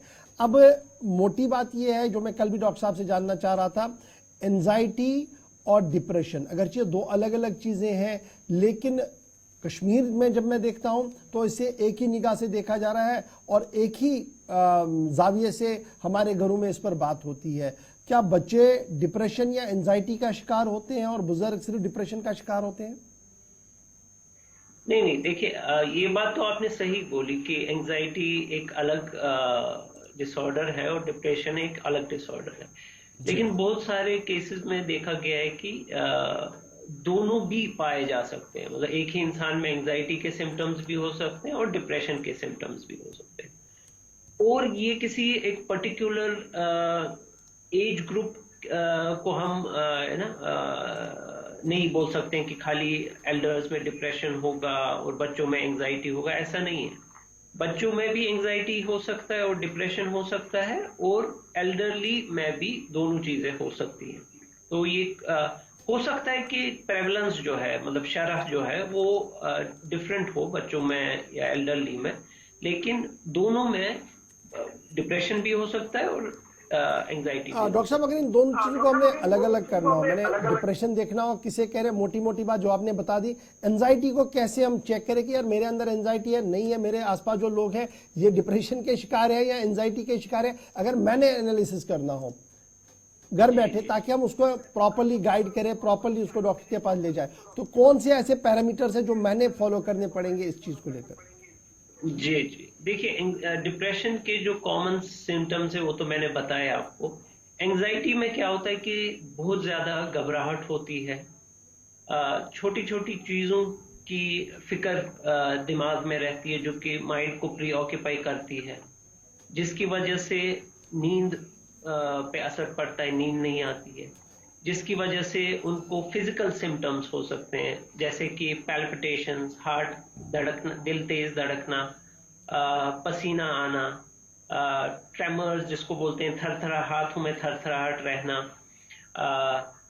और भी इसके बहुत, जैसे सर दर्द रहना बहुत ज्यादा, या जिस्म में अकड़न रहना, और कभी भी जो वो इंसान है एंजाइटी का, वो एट ईज या रिलैक्स नहीं महसूस करता है। तो ये एंजाइटी के कुछ कॉमन सिम्टम्स है जो हम डिफरेंशिएट कर सकते हैं। राइट डॉक्टर साहब, अब ये एंजाइटी के पेशेंट के लिए अगर क्या सिर्फ जिस्मानी वर्जिशें बेहतर है, उसके साथ सिर्फ बातचीत बेहतर है, क्या किया जा सकता है? अगर डॉक्टर के पास वो न जाना चाहे, मेडिसिन ना लेना चाहे, तो क्या कोई और रास्ता भी है, वर्जिश का, बातचीत का, मेडिटेशन का कुछ? देखिए, ये डिपेंड करता है सीवियरिटी पे। अगर एंजाइटी की सीवियरिटी माइल्ड है, बहुत ज्यादा नहीं है, तो ऐसे केसेस में मुमकिन है कि दवाई के बगैर भी, जैसे कि जिसको काउंसलिंग या साइकोथेरेपीज हम बोलते हैं, उससे एंजाइटी के सिम्टम्स में इम्प्रूवमेंट आ सकती है। इसके अलावा जैसे आपने बोला कि लाइफस्टाइल चेंजेस, जैसे कि proper diet, proper sleep, physical exercise या मेडिटेशन है, तो ये सब चीज़ों से भी देखा गया है कि एंजाइटी हम प्रिवेंट भी कर सकते हैं बहुत हद तक, और जिसको एंजाइटी हुई है उसके सिम्टम्स में भी इम्प्रूवमेंट आ सकती है। लेकिन ये तभी मुमकिन है जब एंजाइटी बहुत माइल्ड या मॉडरेट लेवल, अगर मॉडरेट टू सीवियर लेवल की हो तो उस टाइम पे दवाई का खाना भी जरूरी होता है। एक चीज और भी, जब तशखीस होती है तो हम जब रिपोर्ट्स को देख रहे हैं कि छोटे बच्चे भी हैं, बुजुर्ग भी हैं, खवातीन भी है, क्या दोनों में कम्प्लीटली सेम सिम्टम्स और सेम तरह की ये जो परसेंटेज हम देख रहे हैं 50-50, या फिर मर्द या खवातीन या बच्चे सबसे ज्यादा किस में? और जो उम्र की एक हद है, क्या हर एज में, या जो मुख्तलिफ नंबर्स हैं 15 साल, 45 साल, 50 या 70 का, सब एक ही जैसे एक ही स्टेज पर आ सकते हैं? पॉसिबिलिटीज हैं? देखिए, जैसे मैंने बोला कि शरह ना प्रेवलेंस थोड़ी डिफरेंट हो सकती है जी। तो यूजुअली अगर हम मेल फीमेल की बात करें तो देखा गया है कि फीमेल्स में डिप्रेशन या एंजाइटी के सिम्टम्स ना ज़्यादा प्रेवलेंस उनकी है। अगर हम एज वाइज की बात करें तो ये एक स्टडी हो गई थी national mental health survey of India 2016 में, तो उसमें देखा गया कि जो एल्डरली पॉपुलेशन है 60 और 60 से अबव, उनमें अगर हम कंपेयर करें विद यंगर पॉपुलेशन तो देखा गया कि एल्डरली में डिप्रेशन की प्रेवलेंस ज्यादा पाई गई। तो लेकिन अब थोड़ा सा ट्रेंड जो है वो चेंज हो रहा है। रिसेंट ईयर्स में हम देख रहे हैं कि जो हमारे छोटे बच्चे हैं, जैसे टीनेजर्स हैं, उनमें भी एंजाइटी और डिप्रेशन के केसेस जो हैं वो बढ़ रहे हैं। मान लीजिए आज से 10 साल पहले ऐसा सिचुएशन नहीं था, लेकिन आहिस्ता आहिस्ता जो हम अपने ओपीडीज में, क्लिनिक्स में देखते हैं, तो अब बच्चों की भी शरह आहिस्ता आहिस्ता बढ़ रही है। बहुत बहुत शुक्रिया डॉक्टर तजम्मुल हुसैन साहब, माहिर नफ्सियात, आप हमारे साथ रहे। बहुत बहुत शुक्रिया इस प्रोग्राम में वक्त देने के लिए और कीमती बातें हमारे नाज़रीन तक शेयर करने के लिए, उन तक पहुंचाने के लिए। जो मुख्तलिफ सवालात पूछ रहे थे उन तक भी हम साथ साथ बात कर रहे थे। लेकिन ज़रा आगे बढ़ते हैं।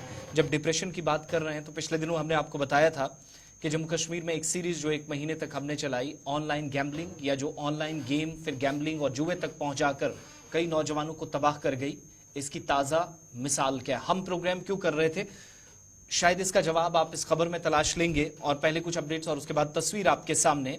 जुए ने जिस हिसाब से मुख्तलिफ हिस्सों के अंदर, या गैम्बलिंग ने तबाही मचाई है, ऑनलाइन सट्टेबाजी में एक और नौजवान लुट गया है। और ये जो कश्मीरी शख्स है, नौजवान है वादी कश्मीर का, बल्कि एक मिडिल एज मैन है, जिसके मुताबिक 90 लाख रुपए उसने खो दिए हैं, ये दावा उसका है। और कहता है कि जमीन भी बेच दी, रकम 6 महीने के अंदर चली गई। जो गेम 5 या 10 हजार से शुरू हुई थी वो रफ्ता रफ्ता बढ़कर यहां तक उसे पहुंचा गई कि अपना कारोबार, घर बार, सब चीजें छोड़कर इस लेवल पर उसको पहुंचा दिया जहां पर उसके पास जमीन तो थी, लेकिन वो भी इस जुए के चक्कर में उसको बेचनी पड़ी। इस बीच इस शख्स की बात आज अगर माने तो अब तो ये हेल्प के लिए कह रहा है, लेकिन यही वो मकसद था कि इस तरह की तबाही से आपको बचाया जाए, दूर रखा जाए।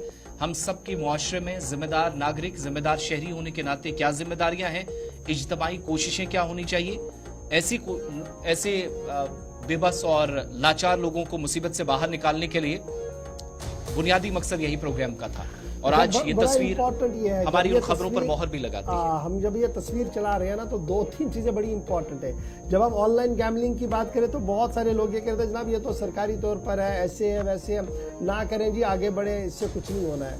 हमें इस चीज का इल्म था कि किस तरीके से लोग लुट रहे हैं ऑनलाइन गैम्बलिंग में। और अभी थोड़ी देर पहले हमारे पास एक और खबर आई कि रजौरी पुंछ वाले इलाके से भी एक और नौजवान जो है 80 लाख रुपया से ज्यादा रात को गंवा चुका है। और ये सूरत हाल लगातार चल रही है। इसलिए 10 बस्ता दरख्वास्त हमारी इंतजामिया से भी है कि जो ऑनलाइन जुए वाला मामला है, जिस तरीके मुख्तलिफ रियासतों के अंदर पाबंदियां लगी हैं, यहाँ पर भी वो लगे, और रियासती इंतजामिया और स्पेशली उमर अब्दुल्ला साहब इसकी ओर तवज्जो दे, जिनके पास कानून, जिसके पास पार्लिमानी अमूर की वजारत भी है, वो कानून को किस तरीके से तरतीब तरतीब दे सके ताकि मुस्तकबिल में इस तरीके से आशियाना ना लुटे, घर ना तबाह हो।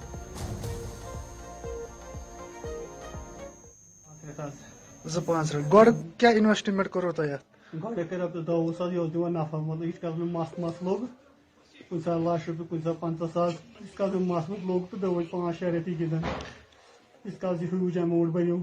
अच्छा यम गोडनेथ इन्वेस्ट कर पोस तम पान कर्ज कर लोग पे तुलन खलकन लगभग 2-4 गोड कूता कर्ज तुल गोड रपे 10 एक नफर किन 2-4 नफर तिमन क्या वो मे कम खतर मे जरूरत रपे 10,000 रेत पर रेत अलाव इंटरेस्ट खातर मे जरूरत अकी जायू। अच्छा तम पे गो हरान ज्यादा शौक कत पे गो मिसाल रपे लच हूरत गोस ना खचन बोट अथी ना मे हूर क्या गो हेर खसान खसान मे खबर हूँ लाख रुपये मे वापस मगर इसका अमाउंट बनो यूत मे 2 लाख मे त्रो ब्या मे खबर हूँ 2 लाख बन इसका अमाउंट बनो वन कूता फाइनल अमाउंट गो उनिक तम 9 लाख रुपये उनिक तम अत क्या गेम नाम 3 पति तो रोजान साउथ कश्मीर कूता काल गो तुम गिंदान मोन मकसद वीडियो दिन यही कि लुकन तक वातन ब्या अगर मे पे वनकन ये मुश्किल बीस गि गन कह मोन मेन मकसद यही उनके चान मैसेज सारे नौजवान कि गेम करो अनइंस्टॉलेशन ओवरऑल आखिर रुचे 0%। ये तो उन लोगों की बात थी जो अब इस मुसीबत में हैं, जो हम बार बार प्रोग्राम्स के जरिए आदादोशुमार या रिपोर्ट्स के जरिए आपको बता रहे थे कि सूरत हाल क्या है। अब आपके सामने सच्चाई खुद आई है और शायद इसमें मैं बार बार कह रहा हूं, हम बता भी रहे हैं कि इसमें कुछ ज़्यादा कहने की ज़रूरत नहीं है, आप खुद चीज़ें समझते हैं। प्रोग्राम में कॉलर्स की तरफ जाएंगे, लेकिन उससे पहले 2 बड़ी अपडेट्स जो सियासी एतबार से काफ़ी अहम थे, क्योंकि कुछ पॉलिटिकल डेवलपमेंट्स भी खित्ते के अंदर होने वाली हैं। और बात जरा पहले भारतीय जनता पार्टी के हवाले से कर लेते हैं, क्योंकि तंजीमी उमूर पर काम इस वक्त हो रहा है और ढांचे को मजीद मुस्तहकम किया जाए। इसके लिए आप सब जानते हैं मुख्तलिफ रियासतों के अंदर पार्टी सुदूर की मुद्दत भी खत्म हुई, कई सेक्रेटरीज हैं, निचले दर्जे पर जो अहदेदारान हैं उनका भी वक्त खत्म हुआ है। लेकिन जम्मू कश्मीर पर भी सबकी नजरें हैं, पार्टी की सरगर्मियां कैसे तेज होंगी इसके लिए कैलेंडर तैयार हो रहा है और 15 जनवरी तक इंतखाबी अमल मुकम्मल करके जहां पर जिन सुदूर को जिम्मेदारियां दी जाएंगी, जो प्रेसिडेंट्स चुने जाने हैं, उस हवाले से पेशरफ्त होनी चाहिए। इसकी तरफ दिल्ली से इसमें सरगर्मियां हों और दिल्ली से बाज़ाब्ता तौर पर भारतीय जनता पार्टी के कौमी सदर और मरकजी वज़ीर सेहत JP नड्डा की तरफ से पार्टी लीडरान को हिदायत दी गई है। हाई कमांड जो कि तमाम रियासतों और मरकज के ज़ेर-इंतज़ाम इलाकों या दीगर जो सरबराहान है मुख्तलिफ रियासतों और यूटीज़ के, उनसे मुलाकात भी कर चुकी है और पार्टी को जम्मू कश्मीर के अंदर भी बाकी हिस्सों की तरह बाज़ाब्ता तौर पर सरगर्मियां जितनी भी हो रही हैं उस ताल्लुक से कैलेंडर तरतीब देकर आइंदा दिनों में जम्मू कश्मीर के अंदर जिन जिन ओहदेदारान को या मुख्तलिफ ओहदों पर जिन लोगों को जिम्मेदारियां तफवीज़ की जानी है, इसके लिए 15 तारीख से पहले इलेक्शन प्रोसेस कंप्लीट करने के लिए कहा गया है। क्योंकि आप जानते हैं इस वक्त बीजेपी की मेंबरशिप ड्राइव भी चल रही है, ऑर्गेनाइजेशन के अपने भी प्रोग्राम मुख्तलिफ जगहों पर है और नए साल में जो पूरा प्लान तरतीब दिया जाना है उसमें बड़ी जिम्मेदारी ये होगी कि जम्मू कश्मीर के अंदर भी नए लोग पार्टी को संभालें या जिम्मेदारियां दें। तो जिन जिन ओहदों पर जिन लोगों की मुद्दत खत्म हो चुकी है, एक उस मुद्दत के बाद नए चेहरे वहां पर कौन से होंगे उसके लिए एक मुकर्ररा मुद्दत तय कर दी गई है। बड़ी बात यह कि रात देर गए JP नड्डा जो कौमी सदर है भारतीय जनता पार्टी के, जम्मू कश्मीर के लीडरों के साथ मुलाकात हुई है। सत शर्मा जो इस वक्त जम्मू कश्मीर भारतीय जनता पार्टी की बागडोर संभाले हुए हैं, अशोक कोल जो ऑर्गेनाइजेशनल जनरल सेक्रेटरी है, doctor Narinder Singh national secretary और दीगर लोग उनके साथ थे। और कल इस मीटिंग के दौरान ही इलेक्शन जो तंजीमी इलेक्शन है इसे पाए तकमील तक पहुंचाया जाए, 15 तारीख से पहले इसे मुकम्मल करवा के खाका पार्टी को भेजा जाए और पूरे साल किस तरीके की तकरीबात रहनी है, क्या क्या प्रोग्राम्स करने हैं, उस ज़िमन में भी पार्टी को गियर अप करने के लिए कह दिया गया है।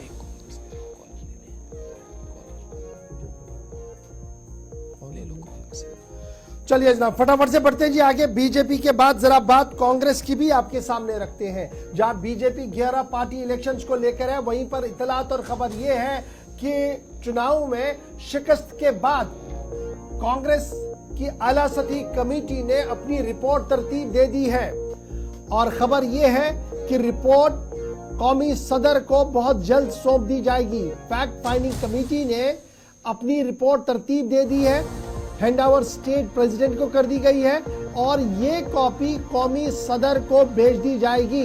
और इतलात और खबर ये बता रही है कि जनाब आने वाले चंद दिनों के अंदर अंदर कांग्रेस की आला सतही क़यादत जो है वो बड़ी तब्दीलियां जम्मू कश्मीर के अंदर कर सकती है, क्योंकि उन लोगों पर तलवार लटक रही है जिन्होंने नेशनल कॉन्फ्रेंस कांग्रेस इतिहाद के दौरान जो रोल निभाना था पार्टी की जीत के लिए जम्मू प्रोविंस के अंदर, उसमें लैतुलैल से काम लिया, सूबा कश्मीर के अंदर लैतुलैल से काम लिया।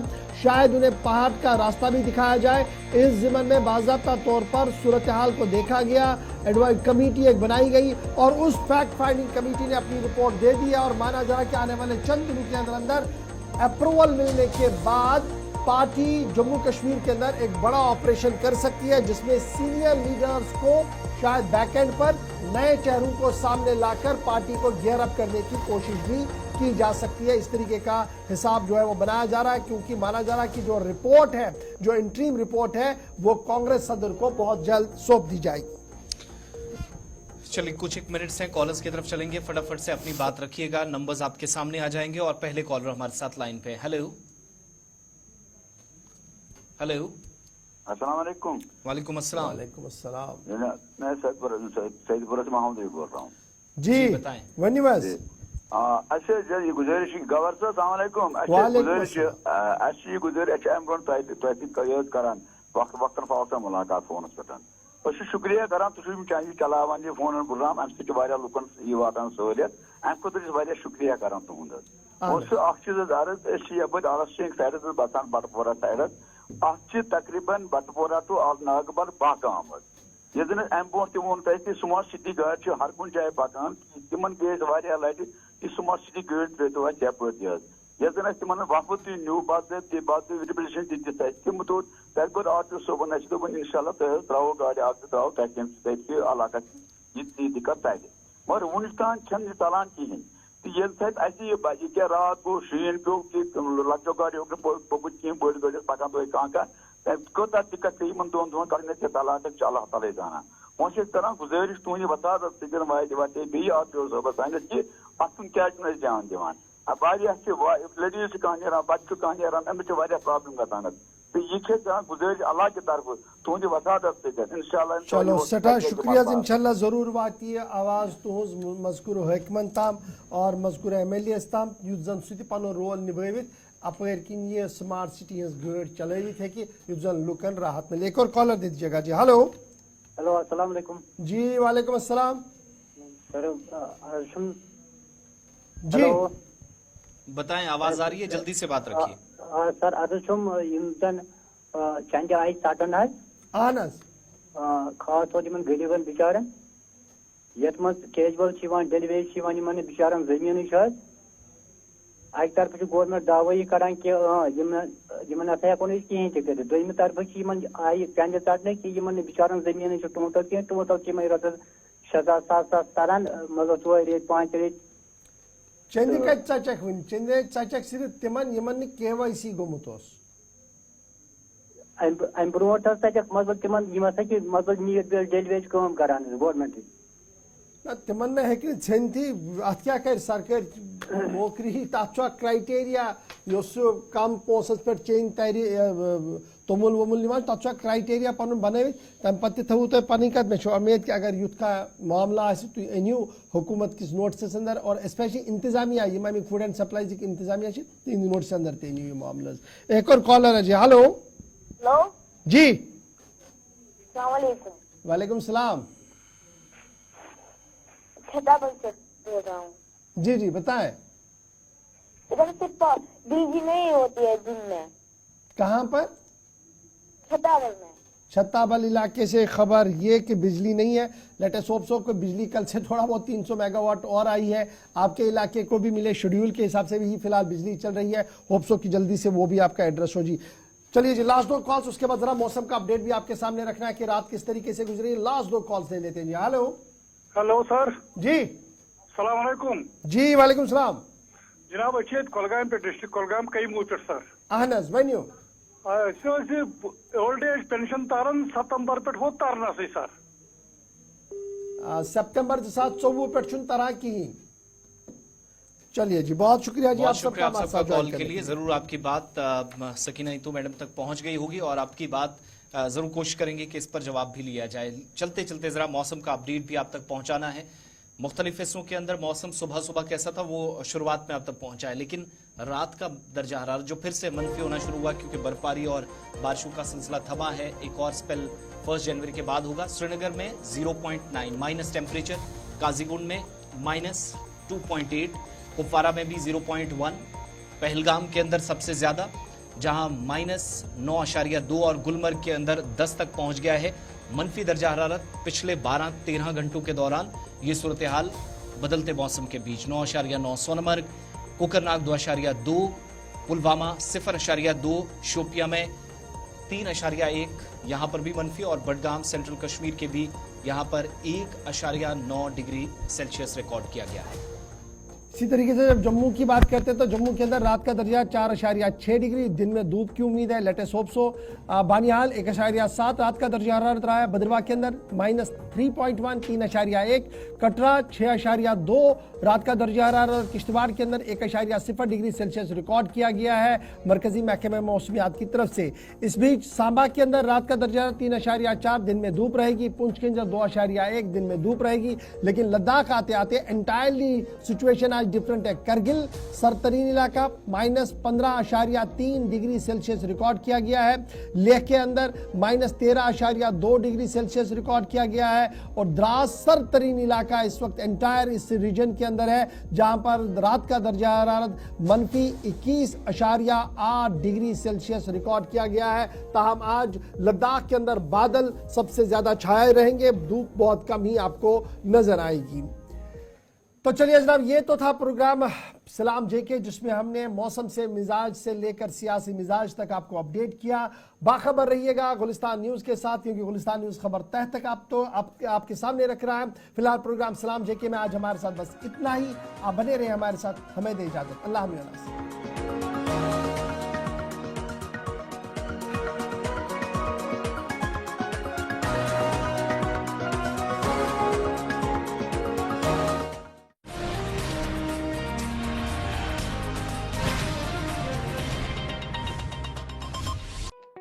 कश्मीरी GI लेबल मसनूआत की QR कोड की ऑथेंटिकेशन के साथ पेशकश है